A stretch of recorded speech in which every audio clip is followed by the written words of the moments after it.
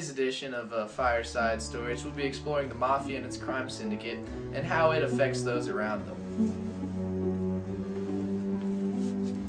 The Mafia, one of society's most infamous organizations, relies heavily upon their invisibility to function as a crime syndicate. Their many illicit activities that reap their organization great profit are of questionable morality and frowned upon by law enforcement and the general population.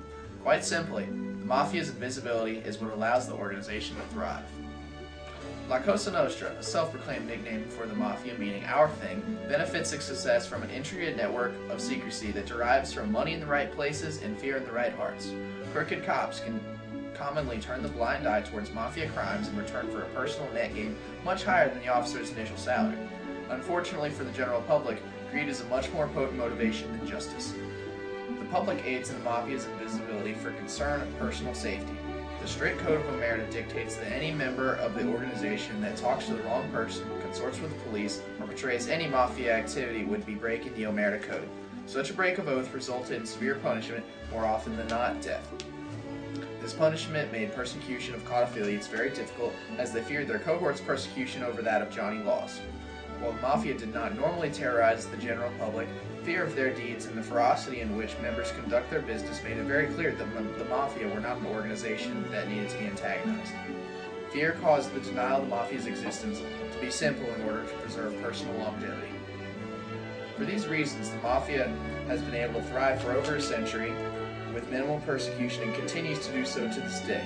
There are currently thousands of members of the Mafia, and this modern Cosa Nostra shall continue its legacy of fear, crime, and corruption. So, we'll take a few moments and a few clips, and you can see just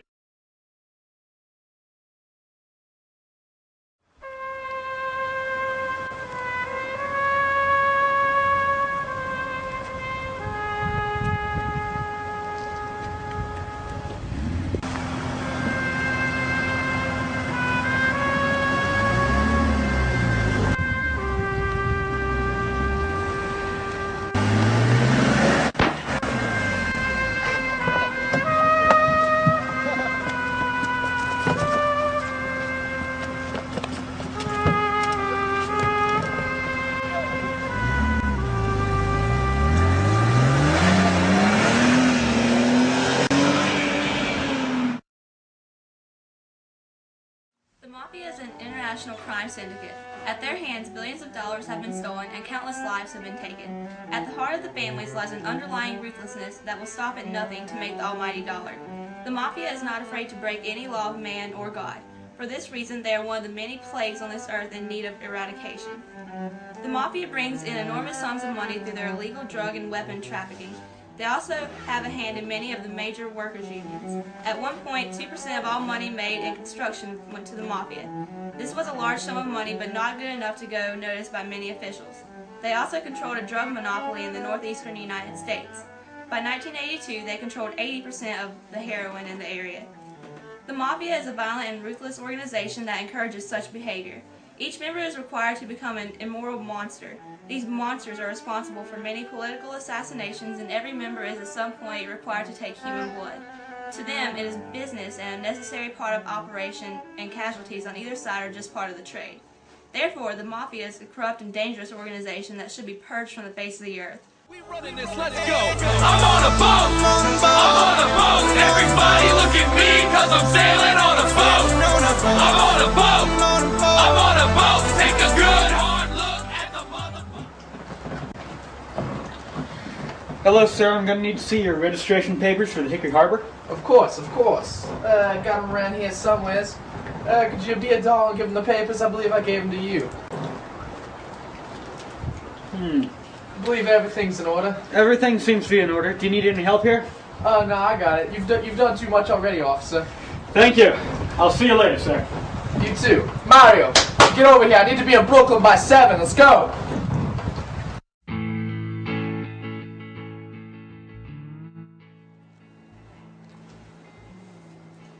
This is A Mafia Soldier, which is a non-fiction poem by E.T. Waldron. At age 11, he was an altar boy, stayed one until 15 when older friends showed him more interesting things. At 18, graduated high school, became a soldier in the Mafia family in his neighborhood. Sal progressed nicely. He was a natural by age 22. He had a few notches on his belt. He didn't like to kill, but being in the drug trade, it became difficult to avoid it. His mother knew he was in the Mafia, but she would never believe her Salvatore would murder anyone. In the years 1930 to 1960, the Mafia was strong, and many of the neighborhood kids tried to join to become runners. In the lower echelons used gambling, drugs, and prostitution. In the 60s, heralded the drugs and porn big time. Sal, however, was so exceptional, was elevated to higher things.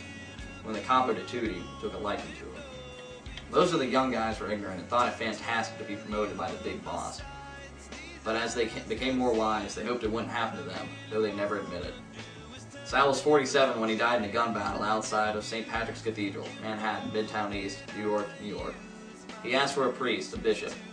Came out, knelt in the street next to him, and heard his confession, after which he told Sal, "Your sins are forgiven. You will be in heaven soon." He died before the ambulance got there.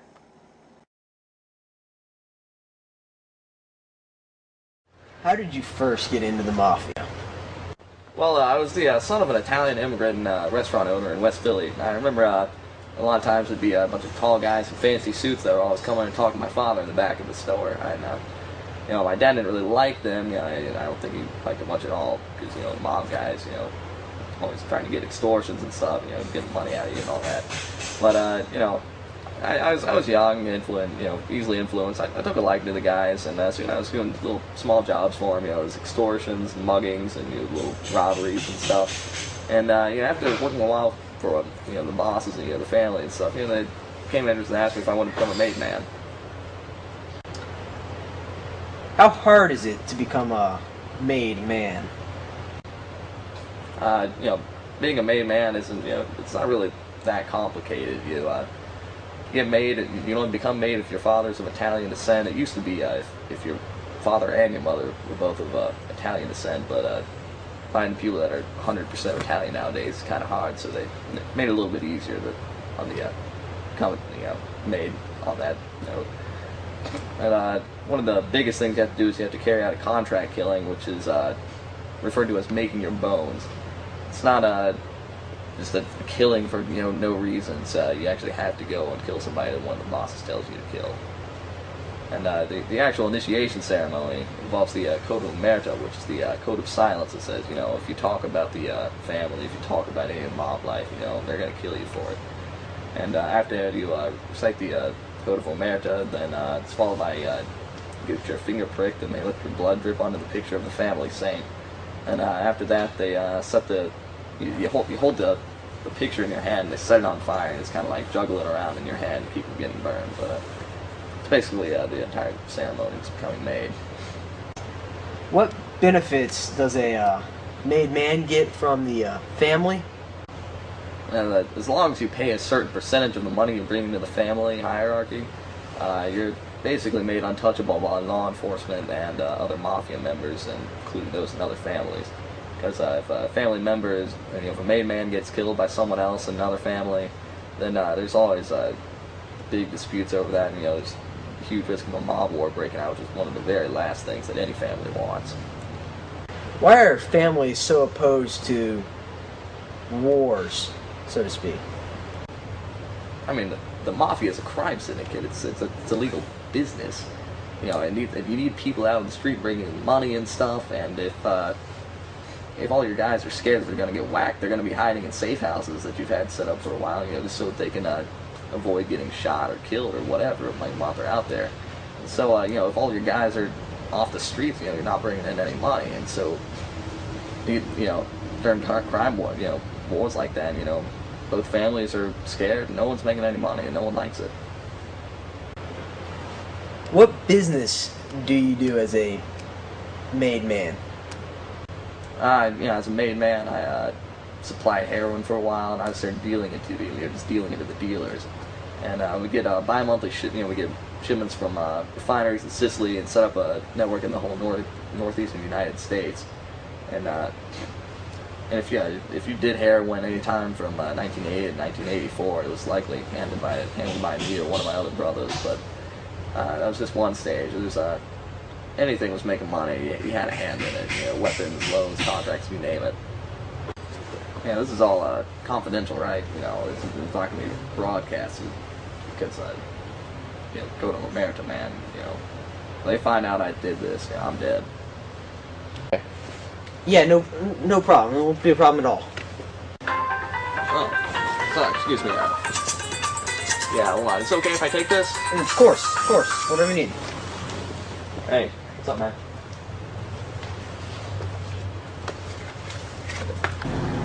Alfonso! The boss needs to see ya! Alright, man, I'm coming.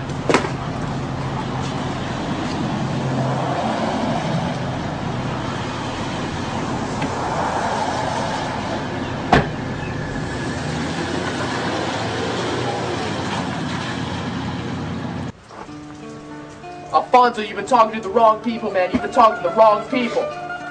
Man, you know me, man. You know me. I didn't say nothing, man. Chill out, man. I didn't say nothing. Nothing happened. You know about the Omerta. You know about the Omerta. That means you talk, you die. I'm sorry, man. I know you're part of the family, but this is done. Rest in peace, his mother.